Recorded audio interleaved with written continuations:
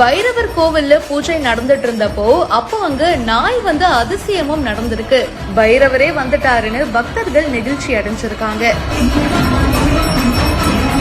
ஈரோடு மாவட்டம் அவல் பூந்துறை அருகே ராட்டை சுற்றிப்பாளையத்துல தென்னக காசி பைரவர் கோவில் அமைஞ்சிருக்கு. இந்த கோவிலுடைய நுழைவு வாசல்ல பாத்தீங்கன்னா உலகத்திலேயே ரொம்ப உயரமான 39 அடி உயரமும் 18 அடி அகலமும் கொண்ட பைரவர் சிலை அமைஞ்சிருக்கு. இந்த கோவில்ல மூலவரா இருக்கிற சொர்ணலிங்க பைரவருக்கு பக்தர்களே பூஜைகள் செய்யலாம் அப்படின்றது தனி சிறப்பு. தேய்பிறை அஷ்டமி தினம் கால பைரவருக்கு ரொம்பவே உகந்த தினம் அப்படின்றதுனால இந்த கோவில்ல ஏராளமான பக்தர்கள் வந்திருக்காங்க.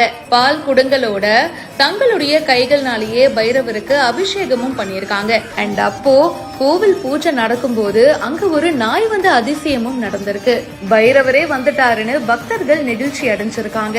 பைரவ பீடத்தின் ஆன்மீக குரு ஸ்ரீ விஜய் சுவாமிகள் தலைமையில பைரவருக்கு பாலாபிஷேகம் உள்ளிட்ட பல்வேறு பூஜைகள் நடந்துச்சு.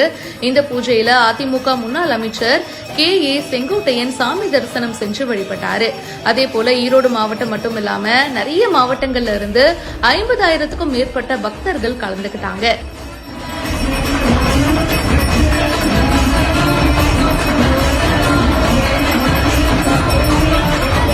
நமது தென்னக காசி பைரவர் திருக்கோவிலில் நாள் முழுவதும் அன்னதானம் நடைபெறுகிறது.